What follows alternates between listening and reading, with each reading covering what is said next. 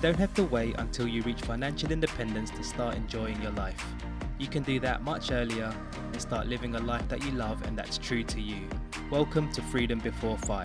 Using FIRE and life design techniques, we help you create freedom on your way to FIRE instead of waiting until you're retired to do the things that light you up. I'm your host Greg, a FIRE movement and life design enthusiast. If you're itching to get freedom now, then let's do this.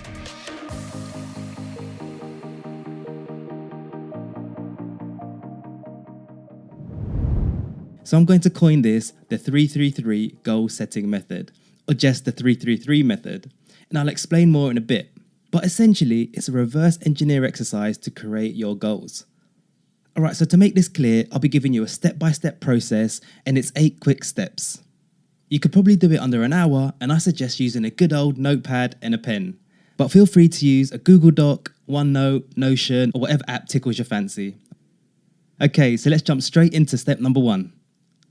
Okay, so step number 1 is to list all the most important areas of your life. So the first thing to do here is to make a list of the most important parts of your life, say around 8 to 10 broad headings. So these could be, for example, family, health, spiritual, friendships, career, your finances, adventure, your love life, charity, maybe it's your faith, maybe it's a hobby or a passion. So those are just examples to give you some ideas.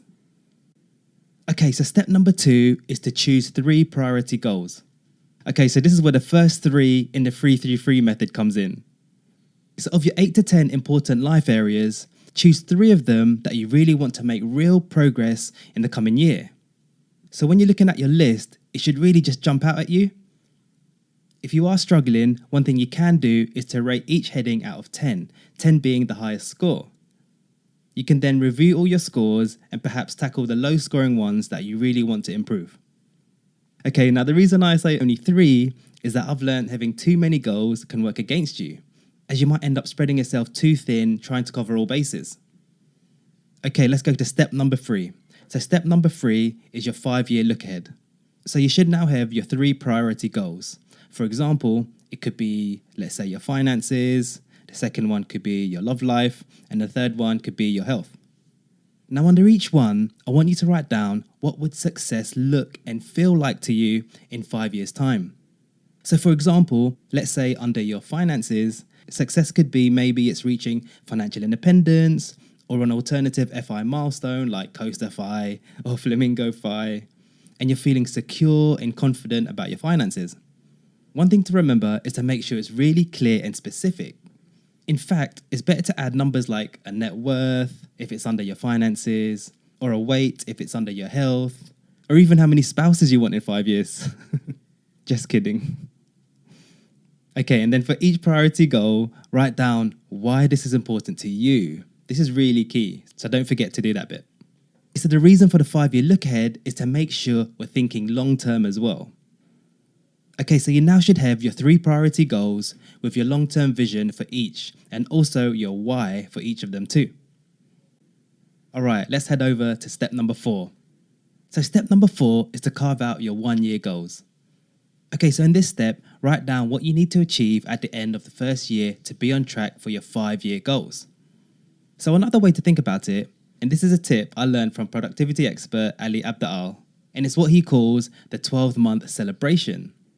So he says to think, what would you love to celebrate for this goal in 12 months' time?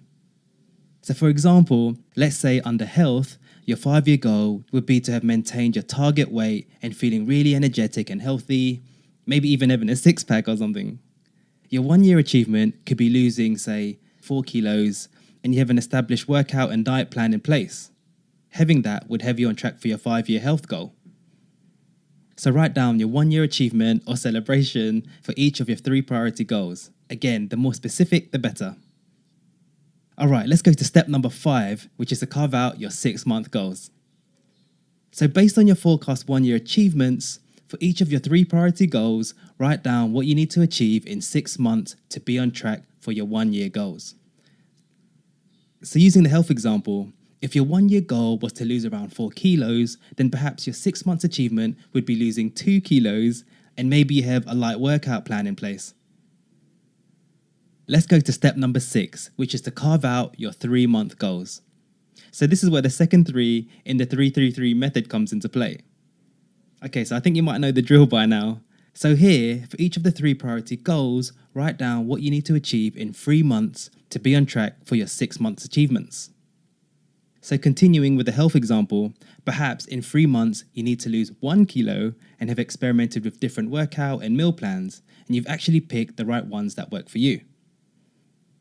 Okay, so step 7 is creating 3 weekly actions for each goal. Okay, so this is where the third 3 comes into play. Here I want you to write down 3 needle-moving small actions you need to do weekly to achieve your 3-month goals.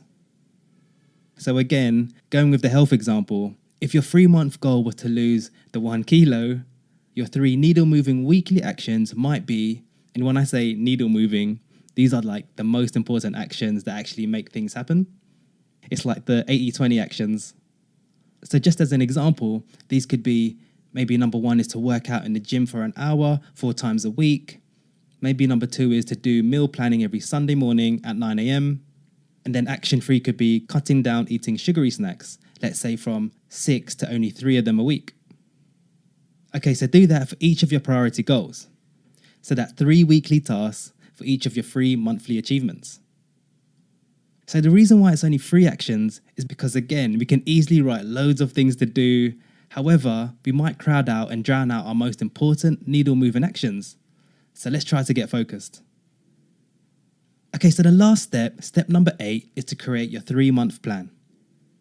So you should have your 3 priority goals. For each of them, you should have your forecast 3-month achievements. And under those, you should have your 3 needle-moving weekly tasks that you should be doing for the next 3 months. And that should be your goals for the next 3 months. Now, all you need to do is to follow that and monitor your progress weekly. Maybe you can set a time block in your calendar. Maybe it's every Sunday evening to review it, just in case you need to tweak your actions, which is likely to happen anyway, as you progress. Then at the end of the 3 months, reflect on your progress, then redesign your weekly actions to work on the next 3 months, and so on. Just make sure that your goals align with your original 5-year look ahead, your 1-year achievements, and your 6-month achievements. Now, the reason why I like to look at the first 3 months is if we start thinking about our 12-month achievements from now, we might get overwhelmed. It might seem like too much to do. So let's break them down into more bite-sized goals and really sink our teeth into them for the next 3 months. All right, so that's a quick framework you can do to set your goals for the new year. All right, let's do a quick recap. Okay, so step number 1 was to list the most important areas of your life, say 8 to 10 broad headings. Step number 2 is to choose 3 priority life areas from that list, the ones that you really want to tackle for the year. And then step 3 is to do a 5-year look ahead and describe what success looks like for each of the 3 priority areas and also your why behind each of them.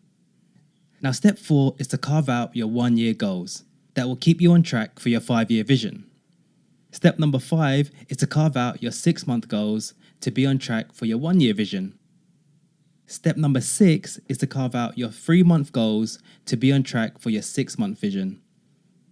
Then step number 7 is to create 3 weekly actions for each goal. And remember, it's your needle moving actions. And then step number 8 is to put it all together to create your 3-month plan.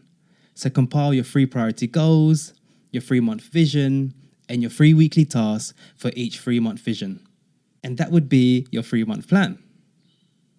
So there you have it, the 3-3-3 method. Thank you for spending your time with us today. If you need more help, you can check out our free guides and services on our website, freedombeforephi.com. If you have a burning question or just want to chat, don't hesitate to drop me an email at greg@freedombeforephi.com. If you found the show useful and want to be notified of future episodes, you can click follow on Spotify, Apple, or the app you're currently using right now.